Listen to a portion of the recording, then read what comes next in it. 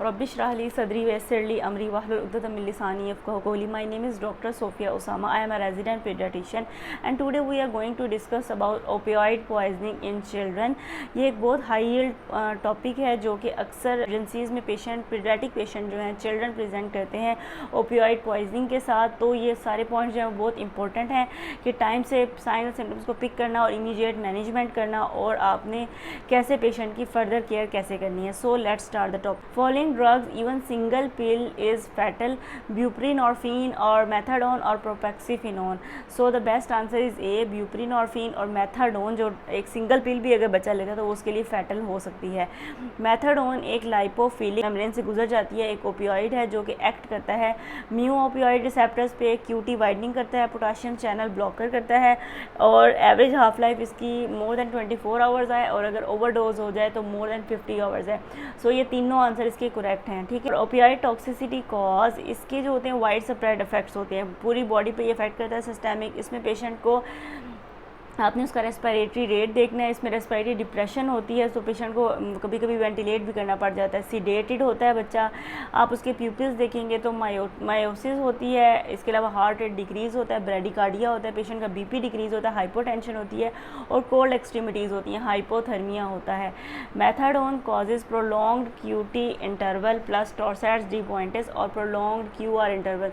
सो ये पहले भी डिस्कस हुआ है कि मेथाडोन जो है वो पोटाशियम चैनल ब्लॉकर है और ये प्रोलॉन्ग करता है क्यूटी इंटरवल को। नेग्लेक्ट और abuse in opioid poisoning the legal gold standard is. आप क्या करवाते हो, अगर आपको एक तो हिस्ट्री दे रहे होते हैं पेशेंट, लेकिन अगर आप देख रहे हैं कि पेशेंट जो है आपके पास या तो उसको कोई ओवरडोज मिली है, उसको अब्यूज़ है ओपियोइड का कर रहे हैं, तो आपने जो लीगल गोल्ड स्टैंडर्ड होता है वो यूरिन फॉर गैस क्रोमेटोग्राफी और mass spectroscopy.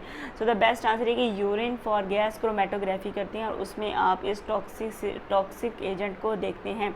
Indications to give naloxone in opioid poisoning.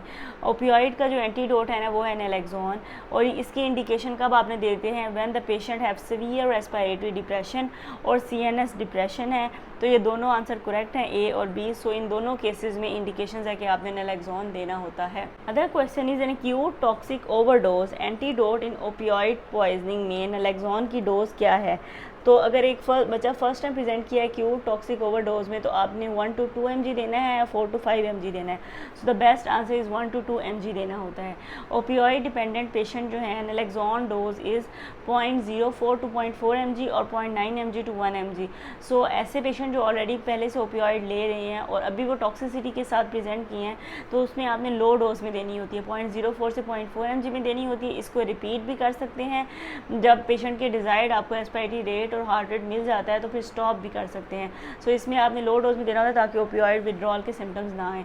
Treatment of टॉर्सैट्स de पॉइंटेस जो कि एक्यूट ओवरडोज ओपियोइड में होता है, आपने क्या यूज़ करना है, डिफिब्रिलेटर यूज़ करना है और मेडिकल ट्रीटमेंट देना है। सो द बेस्ट आंसर ये है कि आपने डिफिब्रिलेटर यूज़ करना है। Observation for methadone toxicity include 24 hours की आपने ऑब्जर्वेशन करनी है, 4 to 5 डेज़ की।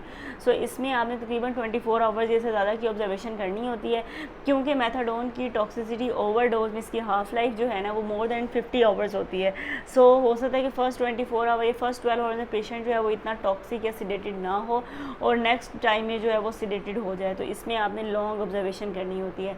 These are the types of opioids जो कि यूज़ होते हैं, कुछ पेन के लिए यूज़ होते हैं, कुछ जो है अब्यूज़ के तौर पे यूज़ होते हैं, कुछ एडिक्टेड लोग यूज़ करते हैं। तो इनकी डिफरेंट जो है मैनिफेस्टेशंस होती हैं। ईसीजी ज़रूर करवानी है इन पेशेंट्स की। सबसे पहले मेथाडोन जो है ये एक्चुअली पोटेशियम चैनल ब्लॉकर करता है तो ये क्यूटी वाइडनिंग करता है। इसके अलावा मेथाडोन सेरोटोनिन सिंड्रोम भी कर सकता है और पेशेंट को हियरिंग लॉस भी हो सकता है तो और ऑटोटॉक्सिसिटी भी हो सकती है। ऑलरेडी एक पॉइंट डिस्कस किया है कि मेथाडोन जो है वो बेसिकली एक पिल भी अगर पेशेंट ले तो वो उसके लिए फैटल हो सकती है। सो मेथाडोन के भी वाइड साइड इफ़ेक्ट्स हैं। नेक्स्ट क्वेश्चन जो ट्रेमाडोल है ये पेशेंट जो हैं उन पेन के लिए देते होते हैं। इसकी वजह से अगर एक हाई डोज में पेशेंट को दे दें तो इसकी वजह से सेरोटोनिन सिंड्रोम हो सकता है, ठीक है। हाइड्रोकोडोन जो है इसका साइड इफ़ेक्ट ये है कि हेयरिंग लॉस करता है, ये ऑटोटॉक्सिसिटी करता है। अदर ड्रग जो है वो प्रोपोक्सीफीन है, ये एक्चुअली सोडियम चैनल ब्लॉकर है, ये क्यूआरएस वाइडनिंग करता है। और सीजियर्स भी कर सकता है। And next drug is meperidine जो कि सीजियर्स करता है। So this is all about opioid poisoning in children. I have covered all the important topics and points जो कि नेल्सन पीडियाट्रिक्स 22nd एडिशन में हैं and that are very useful for resident paediatrician. Don't forget to like, share and subscribe to my channel. Thank you so much for watching.